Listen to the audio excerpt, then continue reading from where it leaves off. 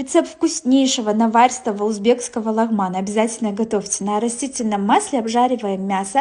Далее добавляем лук. Все хорошо прожариваем. Добавляем специи у меня от торговой марки «Золотой слон». Далее добавляем томатную пасту. Все хорошо прожариваем минут 10. Добавляем морковку. Обжариваем минут 10. Далее кладем помидоры, болгарский перец. Все хорошо перемешиваем. Добавляем воду. Добавляем еще картошку. Перемешиваем. Далее еще добавляем водичку по мере необходимости. Кладем лавровый лист, закрываем крышкой, готовим минут 40. Варим лапшу отдельно минут 10, посыпаем подливу зеленью и подаем. Всем приятного аппетита!